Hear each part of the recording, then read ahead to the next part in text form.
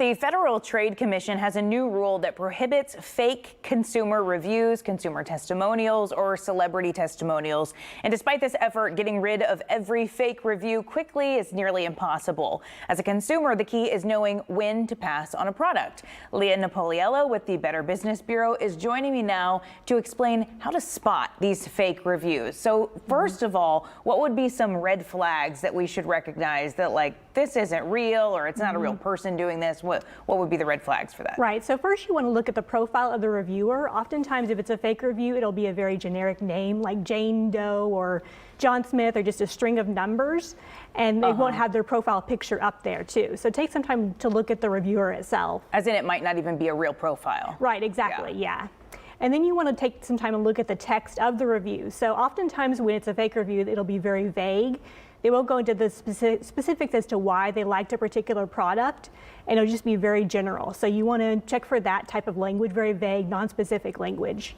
Also, if there's a big flood of positive reviews all at one time, and very little or no negative reviews, that's suspicious as well, because realistically, some people are not going to be satisfied with a particular business or product. Yeah, I like going to the negative reviews because I want to say, like, is that something I can live with or not? You know, Right, like, yeah. I'll also buy it sometimes if the negative review was like, I didn't like the packaging it came in. You know, I mean, not a big deal to me.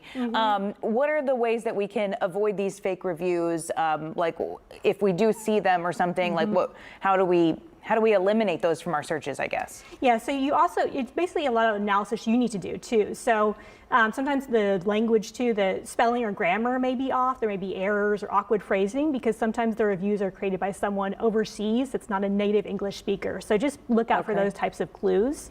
Also check to see if the product has been verified as actually being purchased by the reviewer. So a lot of these sites now will say this product has actually been purchased. It's not something that someone just is reviewing and they have not actually purchased or tried out the product. So look for that verified check next to the review. Are there like bots or like not real people making these reviews for these companies? Like, are they able to like purchase reviews or something? How is this happening? Yeah, when it is fake reviews, sometimes they're called content farms, and a lot of them will be overseas, and they will businesses will purchase these reviews to come out there and do like AI fake reviews, that sort of thing. So you have to be watching out for that. And sometimes they'll use very similar language too, so you can kind of detect that it is AI. Yeah, sometimes I'm a little skeptical when they use like overly sales pitchy reviews, you know, instead of just like, oh, like, beautiful color goes great in my living room. It'll say something very much like this, like elegant woodwork, and you know what I mean, like it says these words that I'm just like, normal people don't talk like that, right? Right, yeah, exactly. Yeah, sometimes it will use that type of flowery language or try to sell you on something. It doesn't sound like a genuine review by an actual customer that purchased the product. Okay, so that's another sign that I'm looking at something fake. Good to know. Yeah. What do you do if you do spot a fake review? Is there a way to report that or anything? Yeah, so you should definitely let the site know if it's a social media site or a third-party shopping platform.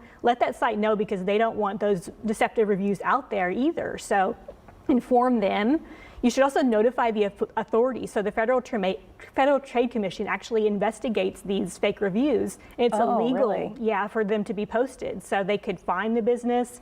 So if you suspect or find evidence of a business using fake reviews, then definitely notify the FTC. You can let the FTC know and they'll look into it. Okay. Right. I guess I always just assumed that the seller was the one purchasing these or propelling these fake reviews, but not necessarily? Sometimes the business is the one that is perpetuating the fake reviews. So they can, the FTC could go after that business. Oh, interesting. Good to know. Right. Leah Napoliello, thanks for coming into the studio. Anything else you'd like people to know about fake reviews, especially heading into the holidays? We're all going to be buying a bunch of stuff. Yeah, so you can also report them to the Better Business Bureau. We investigate this type of thing too, so bbbhouston.org to let us know as well. All right, you always do such great work. Thank you so much for coming in. We always love having you.